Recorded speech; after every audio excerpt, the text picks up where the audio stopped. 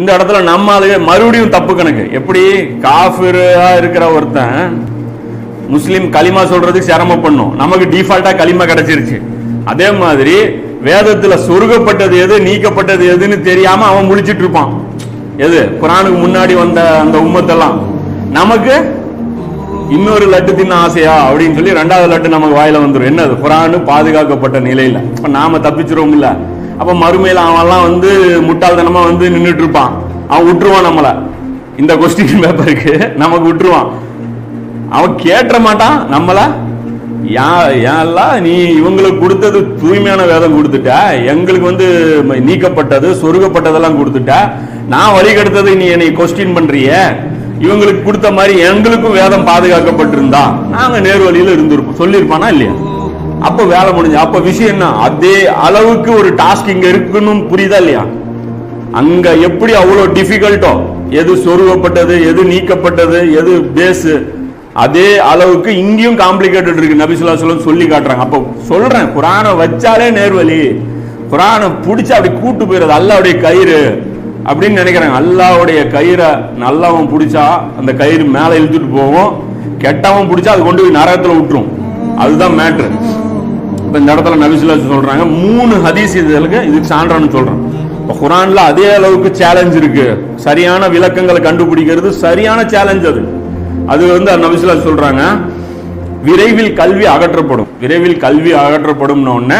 ஒரு நபித்தோழர் ஜியாதுங்கிற ஒரு நபித்தோழர் பக்கத்துல ரசூலுல்லாஹ் கிட்ட கேக்குறாங்க, அல்லாஹ்வுடைய தூதரே, நாங்களும் எங்களுடைய சந்ததிகளும் தான் குர்ஆனை ஓதிக்கிட்டே இருக்கோம், நாங்க ஓதுறோம், எங்க சந்ததிகளுக்கு நாங்க மனப்பாடம் பண்ணி வச்சிருக்கோம், கல்வி அகற்றப்படுங்கிறீங்க, இது மறுமை வரை அழியாதுன்னு அல்லாஹ் குர்ஆன்ல வேற சொல்லிட்டானே, இதுதான் அழியாதுன்னு வேற அல்லாஹ் சொல்லிட்டானே, அப்புறம் எப்படி கல்வி அகற்றப்படும் அப்படின்னா ரசூலுல்லாஹ் கேக்குறாங்க, நீ ரொம்ப புத்திசாலி நான் நினைச்சிட்டு இருந்தேன் ஜியாதே, நீ மிகவும் புத்திசாலி நான் நினைச்சிட்டு இருந்தேன், நான் உங்ககிட்ட இருந்து இப்படி ஒரு கேள்வி நான் எதிர்பார்க்கல சொல்லிட்டு ரசூலுல்லாஹ் சொல்றாங்க, யூதர்கள் கிறிஸ்தவர்கள் என்ன தௌராத் இஞ்சிலையும் ஓதாமலா இருந்தாங்க அப்படிங்கிற. தௌராத் இஞ்சில் கையில வைக்காமல அவங்க வச்சிட்டு இருந்தாங்க, அவங்க கிட்டயும் புக்குகள் இருந்துச்சு. விஷயம் என்னன்னா அதுல இருந்து அவங்க நடைமுறையை மாத்திட்டாங்க, செயல்பாடுகளை வேற வடிவத்துக்கு கொண்டு போயிட்டாங்கன்னு சொல்றாங்க. இது தாரமில 246வது ஹதீஸா இது இருக்கு. அடுத்து ஒரு நபி ஸல்லல்லாஹு அலைஹி வஸல்லம் ஒரு இதோட ஒரு ரொம்ப எச்சரிக்கையான ஒரு ஹதீஸ் இதேதான், விரைவில் ஒரு காலத்தை அடைவீர்கள், இஸ்லாம் பெயர் மட்டும் இருக்கும். இன்னைக்கு இஸ்லாம் வணக்க வழிபாடுகள் இருக்கா இல்லையா? அப்ப அது என்ன, அது பெயர், கூடு, வெறும் கூடு, எலும்பு கூடு, உயிரற்ற பிணம், அவ்வளவுதான். அது ஒரு ஸ்ட்ரக்சர் இருக்கு. பிணத்துக்கு உயிர் இருந்தாதான் மதிப்பு. அதே சமயம் உடலுக்கு உயிரும் இருக்கணும் உடலும் இருக்கணும். அதே அளவுக்கு வணக்க வழிபாடுகள் இல்லைனாலும் இஸ்லாம் ஒன்றும் கிடையாது, வணக்க வழிபாடுகள் மட்டும் இருந்தாலும் இஸ்லாம் ஒன்றும் கிடையாதுங்கிறத இது குறிக்குது. இதை நபி ஸல்லல்லாஹு அலைஹி வஸல்லம் சொல்றாங்க, இஸ்லாம் பெயர் மட்டும் இருக்கும், குர்ஆன் அதன் எழுத்துக்கள் இருக்கும், அது மட்டும் வேற எதுவும் இருக்காதுங்கிறாங்க. அவர்களின் பள்ளிவாசல்களும் மிகவும் செழிப்பாக இருக்கும். செழிப்புக்கு அர்த்தம் என்ன தெரியுமா? மக்களாலும் நிறைந்திருக்கும். பள்ளிவாசல்களையும் நல்ல ஜேஜேன்னு கூட்டம் இருக்கும்.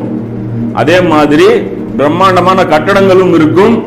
நேர்வழி அங்க இருக்காது. உள்ள போனீங்கன்னா நேர்வழிக்கும் பள்ளிவாசலுக்கும் சம்பந்தமே இருக்காது. குஃப்ரியத்தான சிஸ்டம் அடாப்ட் பண்ணி ஜாலியா வாழ்ந்துட்டு இருப்பாங்க. அந்த காலத்தில் அவர்களின் உலமாக்கள் வானத்திற்கு கீழ் உள்ளவர்களிலேயே கேடு கெட்டவளாக இருப்பார்கள். அதாவது விலங்கு, பன்றி, நாய் எல்லாத்தோட கீழே வந்துட்டாங்க. வானத்துக்கு கீழே இருக்கிற அல்லாஹ்வுடைய படைப்புகள்ல இவங்க தான் கேடு கெட்டவர்களா இருப்பாங்க. குழப்பங்களை அவர்களே உருவாக்குவார்கள். ஃபித்னா யார் ஆரம்பிப்பாங்க? உருவாக்குறது யாரு? ரசூலுல்லாஹ் சொல்றாங்க, அழிக்கிறதற்கு பதிலாக உருவாக்குவார்கள். குழப்பத்தை நீக்கிறது ஒரு ஆலிமுடைய வேலையா இருக்கணும். இங்க ஆலிம் என்ன பண்ணுவான்? குழப்பத்தை உருவாக்குவான் அப்படின்னு நபி ஸல்லல்லாஹு சொல்றாங்க. அது அவர்கள் மத்தியிலேயே குழப்பங்கள் சுற்றி கொண்டே இருக்கும். இந்த ஆலிம் அந்த ஆலிம் மேல ஒரு குழப்பத்தை உருவாக்குவான், அவன் தூக்கி இங்க ஒரு குழப்பத்தை உருவாக்குவான், சுத்திக்கிட்டே இருக்கும் குழப்பம். இவருக்கு அவர் பதில் கொடுப்பாரு. அதாவது நீங்க நினைச்சு பாருங்க, யூடியூப்ல போங்க, இல்ல விவாத நிகழ்ச்சிகள் போங்க, 2 தரப்பு விவாதம் பண்ணிக்கும். 2 தரப்புல ஏதோ ஒரு தரப்புட்டு சத்தியம் இருக்கா? இல்ல. 2 தரப்புகிட்ட சத்தியம் இல்லைன்னு 3வது ஒரு தரப்பு சொல்லும். அந்த தரப்பு கிட்ட சத்தியம் இருக்கா? இல்ல.